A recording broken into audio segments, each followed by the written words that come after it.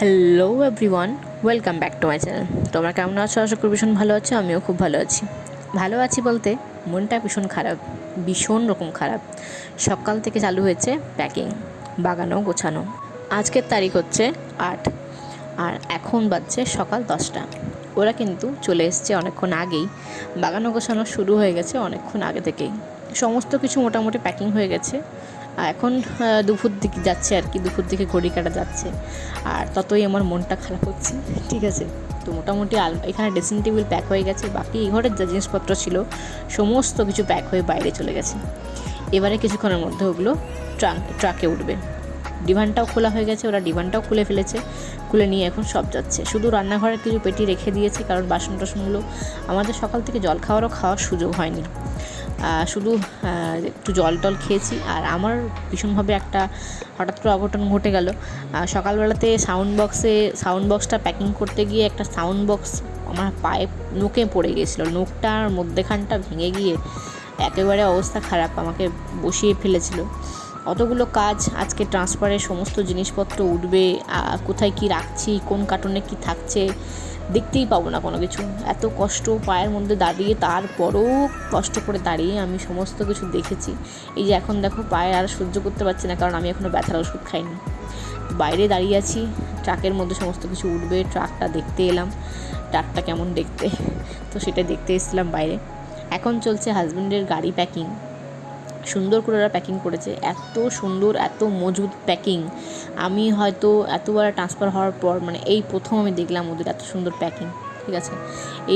এটা কিন্তু খুব ভালো ছিল, যারা প্যাকিং করে নিয়ে গেছিলো আমাদের জিনিসপত্রগুলো, আলমারি থেকে শুরু করে যে কোনো কিছু এত মানে টাইট প্যাকিং করেছে। তোমরা শুধু আলমারিটা জাস্ট দেখো, এই আলমারিটা আমার মানে খুলতে আমার দম বেরিয়ে গেছে, জানো তো। আমি তো এখন শিলিগুড়ি ছেড়ে অনেক দিন চলেই এসেছি। এখন আমি যেখানে আসার কথা ছিল সেখানেই চলে এসেছি। তো এটা হচ্ছে হারমোনিয়াম, এটা হচ্ছে কম্পিউটার, আর একটা হচ্ছে টিভি। সরি, এটা টিভি, এইটা হারমোনিয়াম। দেখো হারমোনিয়ামটা লিখে দেওয়া হচ্ছে বাইরে থেকে, যেমন বুঝতে পারা যায়, কারণ ওখানে যারা না হবে তারা তো আর বুঝবে না যে কোনটার মধ্যে কী আছে। তো ওই জন্য হারমোনিয়াম লিখে দেওয়া হলো। আর প্রথমে একটা টিভি ছিল, তারপর একটা কম্পিউটার, তারপর একটা হারমোনিয়াম। ঘরের অবস্থা দেখে মানে করুণ অবস্থা দেখে কান্না পাচ্ছিল। তো বাইরে এখন পুরো এখন সব ওঠানো মোটামুটি কমপ্লিট, শুধু গাছগুলো বাকি আছে, শুধুই গাছগুলো। আমার প্রিয় শখের গাছগুলো কীভাবে যাবে জানি না। তবে বোতল কিছু কিছু দিয়ে রেখেছি আমি গোড়ার মধ্যে, জলের বোতল। জানি না কতটা যেতে পারবে ওরা ঠিকভাবে, তবে চেষ্টা করব ঠিকভাবে নিয়ে যাওয়ার। হ্যাঁ, তো ওরা সুন্দর প্যাকিং করেছে, খুব সুন্দরভাবে প্যাকিং করা সমস্ত জিনিস উঠেও গেছে ট্রাকের মধ্যে। ছোট্টখাট্টো টুকটাক গাছ আমি তুলে দিয়ে ওরা কিন্তু সেট করে রেখে দিয়েছে, পুরো ট্রাকটাকে সুন্দর করে বাগিয়ে গুছিয়ে রেখে দিয়েছে, ঠিক আছে। তো এবারে মানে যেহেতু আমাদের এটা ফুল লোড, মানে তো আমাদেরই মানে পার্ট লোড না, ফুল লোড বলতে তোমার মানে এই ট্রাকে শুধু আমাদেরই জিনিস থাকবে, আর কারণ না। সুন্দর করে প্যাকিং করা হয়ে গেছে, সুন্দর করে প্যাকিং করে কিন্তু এখন যেহেতু প্রত্যেকটা রোডই ওয়ান ওয়ে, এখন ট্রাক শুরু হয় না, শুরু হবে ট্রাক সন্ধ্যাবেলা থেকে। তো এখন কিন্তু ওরা প্যাক করে সুন্দর করে রেখে দিল এখানে। এবারে আমরা বাড়িতে গিয়ে খাওয়া দাওয়া করবো। খাওয়া দাওয়া করে মানে খাওয়া দাওয়া তো হয়ে গেছে, এবার যেটুকু বাকি আছে মানে গোছানো বাগানো আর কি, ঘরের ঝাড় টাড় দেওয়া সেগুলো করব। আর যেগুলো বাকি আছে ফেলাফেলি, সেগুলো ওরা নিতে চলে এসছে, যারা ফেলে নিয়ে যায় আর কি। তো ট্রাক দেখো সন্ধে হয়ে গেছে, সন্ধেবেলা হয়েই গেছে, আর ট্রাক কিন্তু চালু হয়ে গেছে। দুগ্গা করে ট্রাককে দিলাম বিদায়। ও গেল আমাদের নেক্সট ডেস্টিনেশন, নেক্সট আমাদের যেখানে যাওয়ার রাস্তা সেখানে বেরিয়ে গেল। আর সত্যি কথা বলতে ওরা এত সুন্দর ট্রাক চালিয়েছে, আমরা ওখানে যেখানে মানে ট্রান্সফার হয়ে যাচ্ছি সেখানে যাওয়ার আগেই কিন্তু আমার ট্রাক মানে আমার জিনিসপত্র পৌঁছে গেছে সেই জায়গাতে।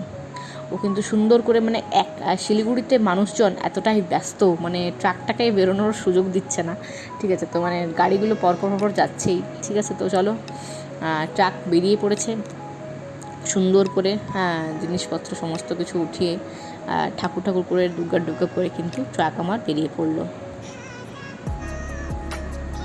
সকালবেলায় ঘুম থেকে উঠে আজ নেক্সট মর্নিংয়ে দেখতে এলাম আমার যে গাছগুলো এখানে পড়ে রইলো, সেই গাছগুলোকে একটু দেখতে এলাম। একটু করে ছোট্ট থেকে তাদেরকে বড় করা, সন্তানের মতো মানুষ করা, ঠিক আছে। তাদেরকে ছেড়ে দিয়ে যেতে বুকের ভেতরটা জাস্ট কষ্টে ফেটে উঠছিল, কী বলবো। যাই হোক, আমি এখন বয়স দিতে দিতে তো কেঁদে ফেলছি, কারণ আমি আমার গাছগুলোকে অনেকগুলোকে রেখে দিয়ে এসেছি শুধুমাত্র আমাদের দাদাদের ভরসায়।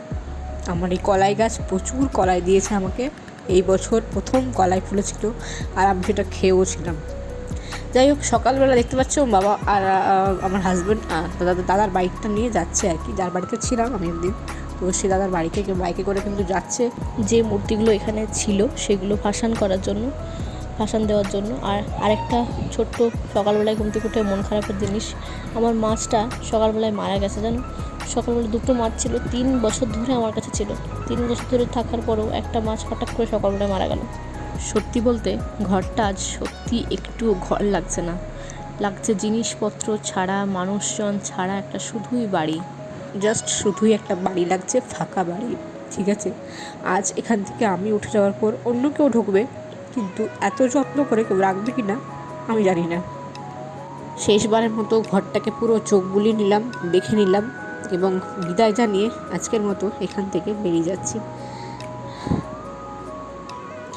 দরজাটা লাগাতে যাচ্ছিলাম, মা বলল লাগাস না, দরজা লাগিয়ে যেতে নেই। তো দরজাটা খুলে দিয়ে এলাম যাতে পরবর্তীকালে আমি আসতে পারি শিলিগুড়িতে, সেই জন্য আর কি। তো বেরিয়ে পড়ছে দেখো, রাস্তাতে বেরিয়ে পড়েছি টোটো নিয়ে।